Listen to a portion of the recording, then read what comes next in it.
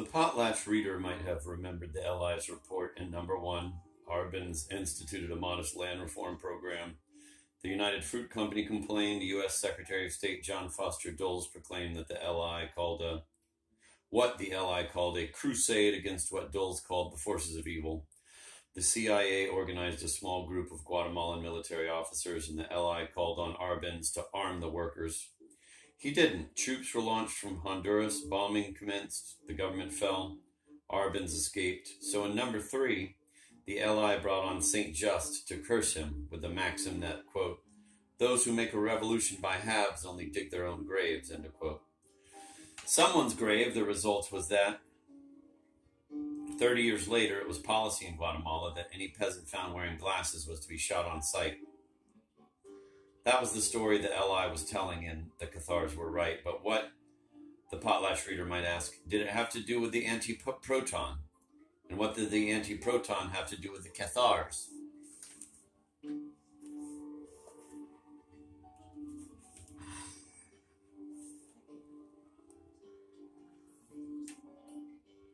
Ouch.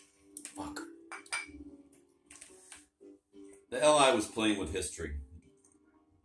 The Cathars were right was a complex détournement, a set of reversals produced by the simplest juxtapositions. The only necessary tools were a few newspapers, a pair of scissors, a jar of paste, a sense of loathing, a sense of humor, and the notion that to be against power was to be against the power of words. It was a game, and like all games, it had its rules. Détournement was a discourse of noise made out of prefabricated elements. The original elements, DeBoer and Woolman wrote in 1956 in Methods of Détournement, lose their original meanings in the flux of separation from their original contexts. But each element takes on a new meaning when combined with another, and the combination produces a meaning that supersedes its constituent elements. Titling is crucial. The most distant, out-of-place element is the most suggestive. The false author works on the conditioned reader like a psychoanalyst, drawing out an analysand, playing on the reader's vague recollection of the original meaning of the most distant element, so that the small becomes huge, an ancient memory, a history, which is to say that here one was to vaguely recall that in the 13th century, in Languedoc, in southern France, the Christian heretics known as Cathars believed in Gnostic dualism.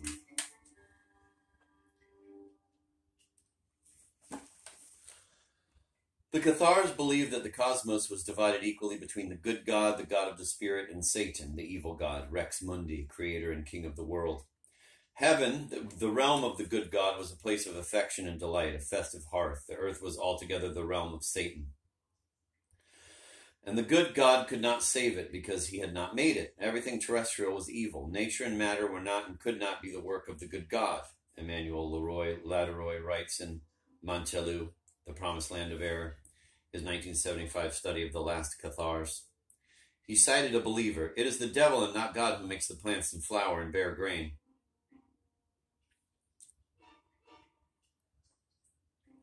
And it was Satan who made the human body grow and reproduce. The Catharism of Mantelou was first and foremost a story, a myth. It was told over and over again with variations around the fire. To begin with, there was the fall. The devil succeeded in leading astray some of the spirits surrounding the good God in heaven. They fell from heaven and were imprisoned here below by their seducer in vestures of earth, bodies of flesh shaped in the clay of oblivion. These fallen souls sped madly from one deceased body to another, one vesture of decay into another.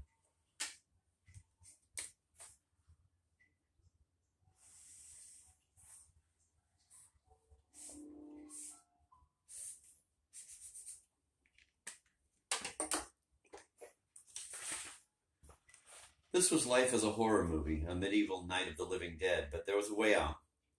Someday the lost soul might find a body that could receive in the Cathar sacrament of the consolamentum, consolation.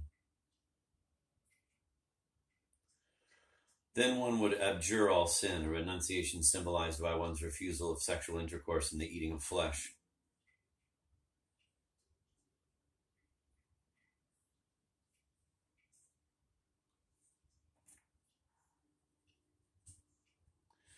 And the souls returned to heaven, to the loving community where the sacred was only the social transfigured. Let me reread that. Then one would abjure all sin, a renunciation symbolized by one's refusal of sexual intercourse and the eating of flesh, and the souls returned to heaven, to the loving community where the sacred was only the social, transfigured, would be assured. Those who were willing to become parfaits, the perfect, would assume the sacrament in the prime of life in order to administer it to the credents, believers.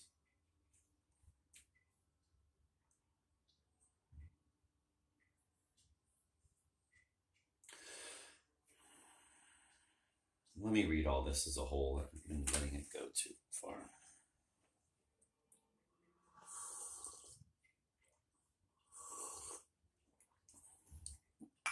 This life was as a horror movie. This was life as a horror movie, a medieval Night of the Living Dead. But there was a way out. Someday the lost soul might find a body that could receive the Catharist sacrament of the consolamentum, consolation. Then one would abjure all sin, a renunciation symbolized by one's refusal of sexual intercourse and the eating of flesh, and the souls returned to heaven, to the loving community where the sacred was only the social, transfigured, would be assured. Those who were willing to become parfaits, the perfect, would assume the sacrament in the prime of life in order to administer it to the credents, believers, who would wait until they were on the verge of death to receive it, which meant that in the meantime the credents would live a life of total liberty. Since in the end one would be absolved of all the sins one had ever committed, some Cathars believed that the brethren of the free spirit, the Lollards, the Anabaptists, and the Ranters would preach in the centuries to come, that men and women could commit any sin and do whatever they pleased in this world. The world was matter and it was vile. Human beings were matter and they were vile. But with the consolamentum and one's return to the world of the spirit, matter was not. Only deliverance was true, and until this moment, which the consoled credent might hasten with the endura, a ritual suicide, a fast to the death, quote, all was permitted, end of quote. And all was for the greater good. Each pious death, regardless of the filth it left behind, promised the day when the split that rent the cosmos would close. Once all the souls that had fallen from heaven had gone home, there would be nothing left on earth but bodies without souls. With no more souls to enter them, they would decay into nothing, and that would be the end of the world.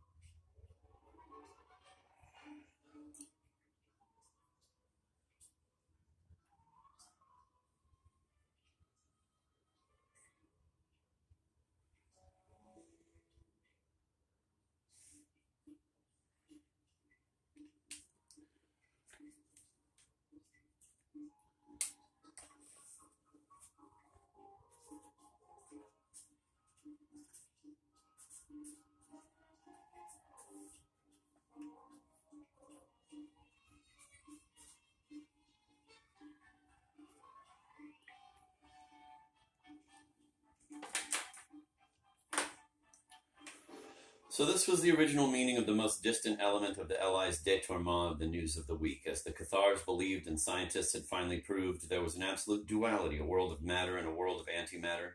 But the juxtaposition of the anti-proton and the Guatemalan coup produced no meanings. One could see that the Cathars themselves were antimatter. Philosophically, because they were against matter. Metaphysically, because as spirits imprisoned in a world of matter, they could destroy that world, and historically, because finally it was not the world, but the Cathars who were destroyed. Just as Arbenz' reforms threatened capitalism and an independent Guatemala threatened the empire of the United States, the beliefs of the Cathars were a threat to Rome, and Languedoc was an independent province outside the Kingdom of France. And so with the Pope's blessing, the barons of the north embarked on the Albigensian Crusade, wiped out the Cathars, and soon fixed the borders of the modern nation where now, In 1954, one read the Cathars were right. But ironies, like metaphors, are turns of phrase, inversions, reversals. One might think the formal division of the universe was not all the Cathars were right about. If they could incarnate antimatter, others could as well. Dada sought the social atom and the destruction of ordinary language.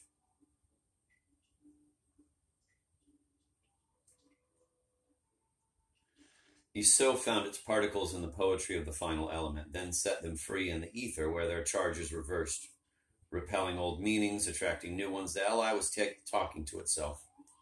The Cathars were prophets of the destruction of the visible world. So was the LI, which called that world the spectacle.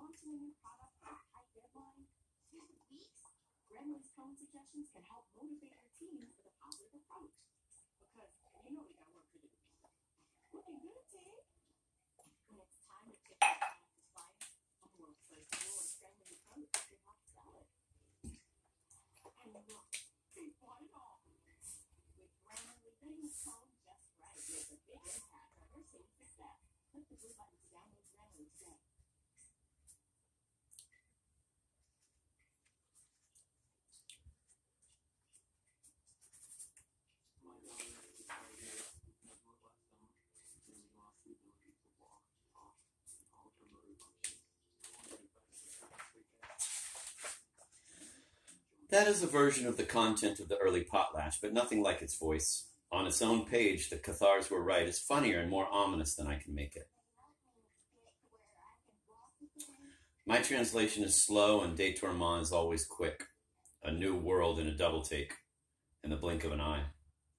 The Potlatch voice is that of a small group of nobodies, scrabbling for bits and pieces of old moments of liberation, for the detritus of what could have been, and since it never was, still could be.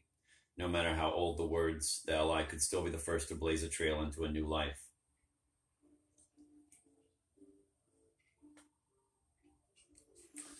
Originality was not the point.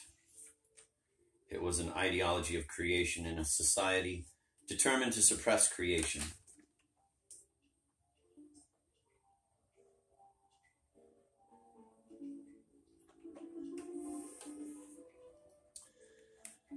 And in that society, Détournement was the principle of freedom. There was nothing new under the sun. That meant the materials of transformation were already present everywhere and anywhere in today's papers and yesterday's books. And so the Potlatch voice is huddled and all-powerful, satirical and sentimental, a midnight secret told as a noontime shout, self-referential within a global frame of reference, legend and fact turned into one another. The mythic becomes prosaic and vice versa. Pronouncements on all things under the sun are made in tones of common knowledge, just out of reach of common sense. In certain moods, one can feel a jarring, tearing momentum in the pages. The momentum of a dream as it rushes toward waking. The most violent screed seems reasonable. The most rational argument communicates as a rant. And as one picks out the names at the bottom of a manifesto, the questions ask themselves, who are these people? Don't they know what they're saying sounds like a joke? Why do they sound as if they've already got it?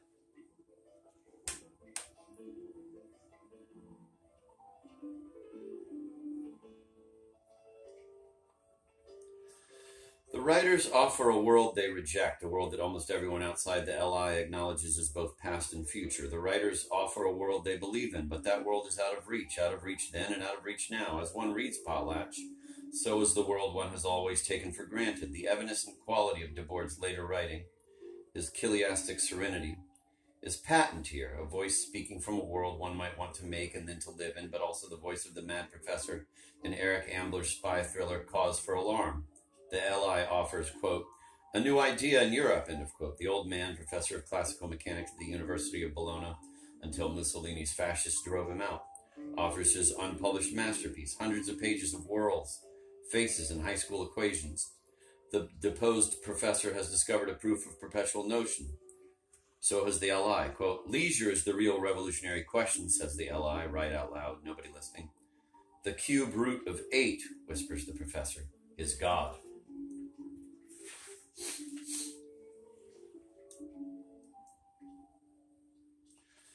The world the LI rejected was ultimately fixed in the pages of Internationale Situation East. As with the gap between the potlatch voice and its medium, the idea of happiness discovered in the LI would over the years prove endlessly disproportionate to the ultimate medium. Society as it was already ordered everywhere. Thus, from 58 to 69, the SI set forth an irrefutable analysis of the spectacle commodity society.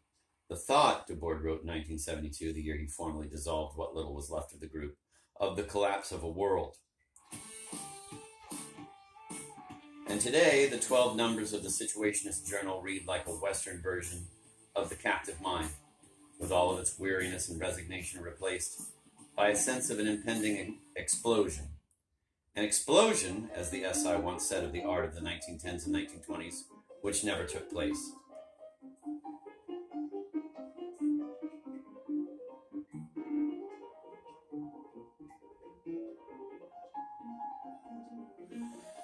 The SI's writing is like a Western version of Czesław Miłosz's account of the surrender of Polish intellectuals to Stalinism in two ways, because it came from the West and focused on it, but also because what the SI wrote is a Western, a cowboy melodrama staged in a cathedral now Gothic, ordained by God and full of the smell of his corpse, now ruined and rebuilt from the ground up. Our position is that of warriors between two worlds, Raoul Vaneigem told an SI conference in 1961. One which we do not recognize, another which does not yet exist. We must precipitate the crash. Hasten the end of the world, the disaster in which the Situationists will recognize their own. Shifting a word or two, Vaneigem was quoting the papal commander who ordered the extermination of the Cathars, with the SI taking the place of God, but it was only de Tourmont. Any sign is susceptible to conversion into something else, even its opposite.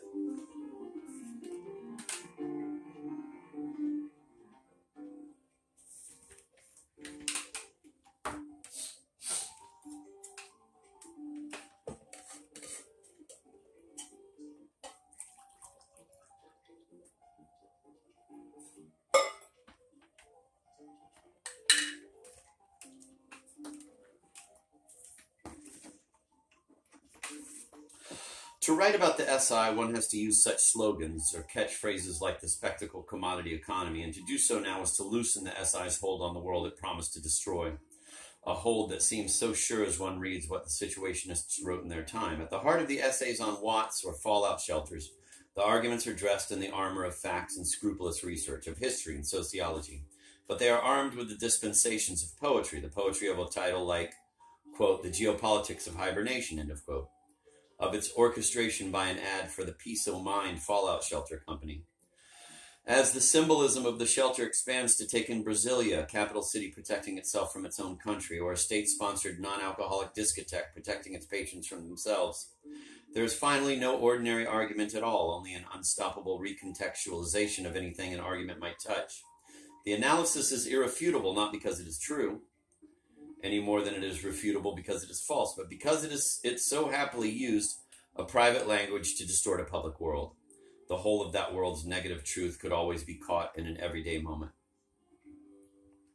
Bernstein caught it in Tous les chevaux de roue, sending Genevieve, her narrator, off to a movie. The afternoon loomed up empty before me. Luckily, a theater on my street was playing a Western so old I knew it had to be good. For a modest sum, I assisted in the invasions in China and the efforts of an army triumphing without losses over backward terrorists who hid in the underbrush, disavowed by everyone, in a presidential inauguration and an international tournament. Then the smile of Colgate toothpaste brought us to the feature. The lion roared on the screen. And the cowboy hero won his heroine in 90 minutes.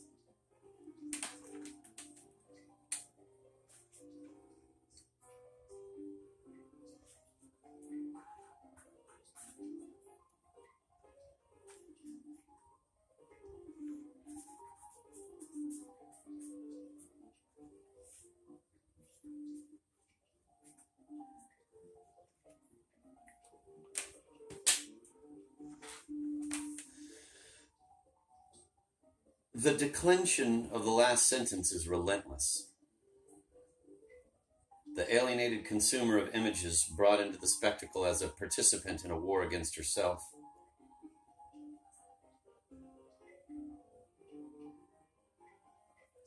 A war war she will lose by identifying with the enemy, swallowing its images, and so consuming herself.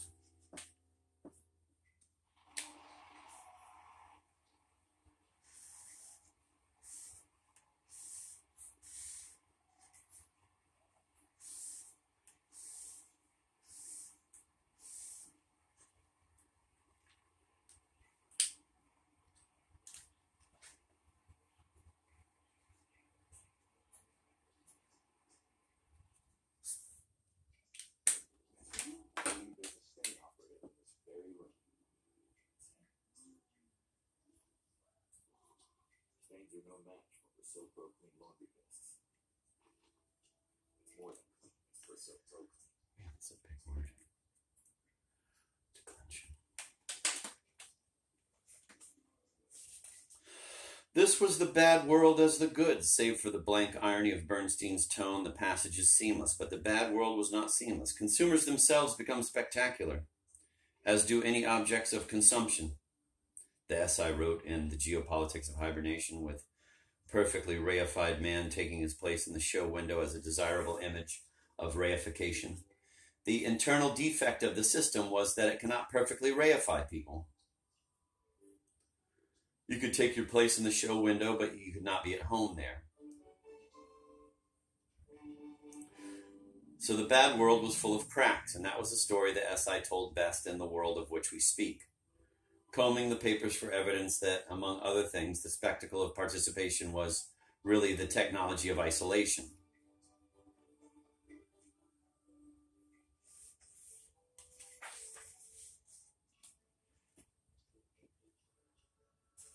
I'm going to read that again. Jesus Christ. Wow.